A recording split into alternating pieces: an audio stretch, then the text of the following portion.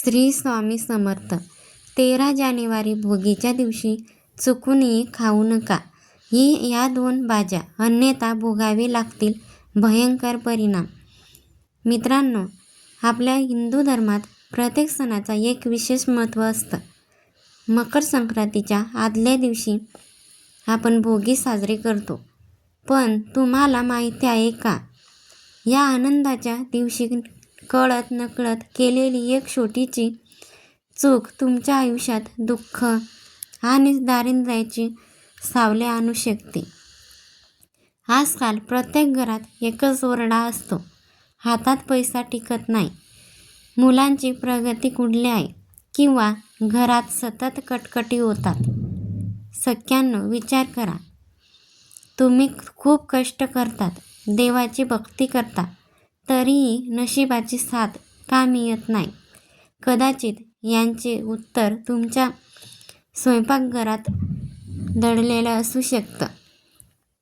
भोगीच्या दिवशी आपण आवर्जून लेकरवाळी भाजी करतो, पण या दिवशी एक अशी भाजी आहे, ते चुकूनही घराच्या उंबरठ्याच्या आत आणायची नसते आणि खायची तर अजिबात नाही.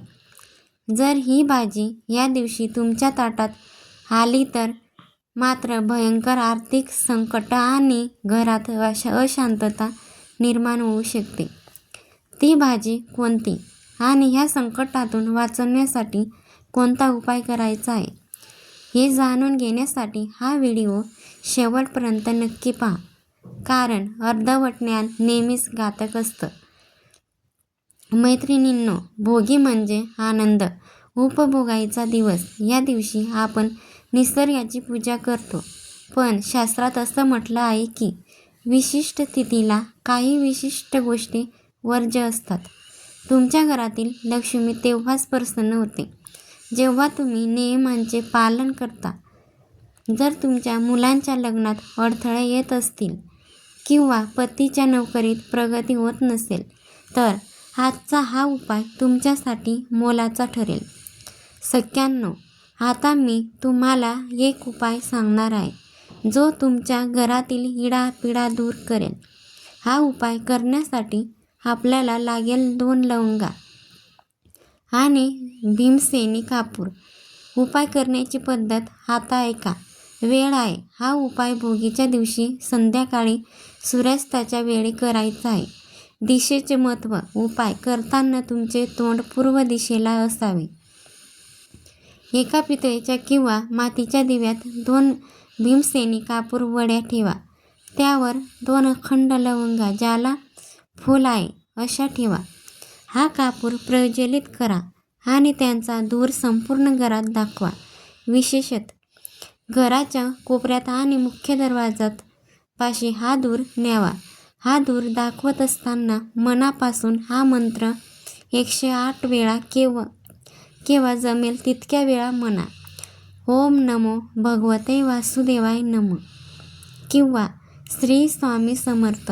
हा उपाय करताना मनात असा भाव ठेवा की तुमच्या घरातील सर्व नकारात्मकता या धुरासोबत नष्ट होत आहे आणि सुख समृद्धी घरात प्रवेश करत आहे. आता वळूया आपल्या मुख्य विषयाकडे. सख्यांनो, भोगीच्या दिवशी सर्व भाज्यांचे मिश्रण आपण खातो, पण कडू कारले किंवा लसूण कांदा अतिवापर या दिवशी टाळावा.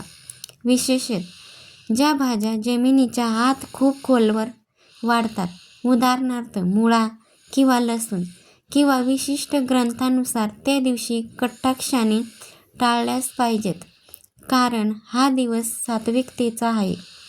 तामसी भोजन या दिवशी केल्यास घराची बरकत जाते, असं मानलं जातं.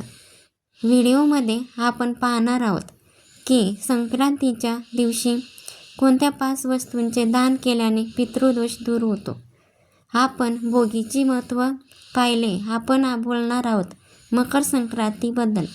मकर संक्रांतीचा सण म्हणजे केवळ तिळगुळ खाण्याचा सण नाही, तर हा दिवस आहे आपल्या आयुष्यातील दोष मिटवून पुण्य पदरात पाडून घेण्याचा आहे.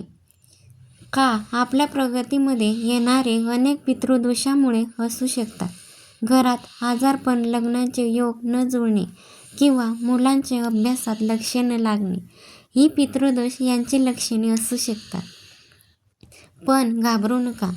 वर्षातील सर्वात मोठी मुहूर्त म्हणजे मकर संक्रांतीचे. हा पितृदोषातून मुक्ती मिळवण्यासाठी सर्वोत्तम काळ मानला जातो आणि तुम्हाला शुभ आशीर्वाद देतील. पितृदोष आणि संक्रांतीचा संबंध. मित्रांनो, जेव्हा सूर्य धनु राशीतून मकर राशीत प्रवेश करतो तेव्हा त्याला उत्तरायण म्हणतात. हा काळ देवाचा दिवस मानला जातो. या पवित्र काळात केलेले दान आपल्यासाठी मोठे भाग्याचे आहे.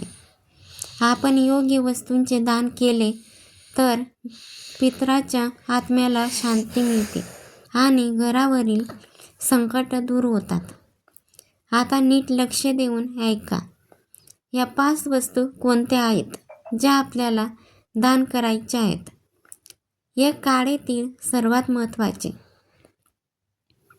पितृदोषासाठी काळे तीळ हे सर्वश्रेष्ठ मानले जातात. संक्रांतीच्या दिवशी एका तांब्याच्या पात्रात पाणी घेऊन त्यात थोडे काळे तीळ टाका आणि सूर्याला अर्पण करा. तसेच गरिबांना काळे तिळाचे लाडू दान करा. गूळ आणि तुपाचे दान केल्याने घरात अन्नाची कमतरता कधीच भासत नाही आणि इतरांचा आशीर्वाद मिळतो. नवीन वस्त्र, विशेष काळी बोगडी किंवा गरम कपडे. जानेवारी महिन्यात थंडी असते. अशा वेळी गरजू व्यक्तीला काळी घोंगडी किंवा उबदार कपडे दान केल्याने राहू केतूचे दोष दूर शांत होतात आणि पितृदोष दूर होण्यास मदत होते. 7 प्रकारचे धान्याद्वारे बाजरी, गहू, तांदूळ, हरभरा, मूग आणि उडीद या साधनांचे मिश्रण दान करा. याला सप्तधान्य दान म्हणतात. यामुळे घरातील नकारात्मकता बाहेर जाते. मातीचे किंवा तांब्याचे भांडे पाण्याने भरून दान करा. एखाद्या ब्राह्मण, गरजू व्यक्ती किंवा मंदिराच्या अन्नक्षेत्रात करू शकता. मुख्य म्हणजे दान देताना मनात गर्व नसावा तर कृतज्ञता असावी. मैत्रिणींनो, आपल्या मुलांचे भविष्य उज्ज्वल असावे आणि घरात अखंड लक्ष्मी नांदावी असं वाटत असेल तर हा उपाय नक्की करून पहा. तुम्हाला श्रद्धेचे फळ नक्की मिळेल. जर तुम्ही स्वामींचे भक्त असाल आणि तुम्हाला हा व्हिडिओ आवडला असेल तर व्हिडिओला या चॅनलला नक्की सबस्क्राईब करा आणि हो, कमेंट बॉक्समध्ये श्री स्वामी समर्थ लिहायला विसरू नका. तुमच्या आयुष्यातील सर्व दुःख दूर हो हीच ईश्वरचरणी प्रार्थना कर. तर मातांनो, ह्या संक्रांतीला हे दान नक्की करा. श्री स्वामी समर्थ. धन्यवाद.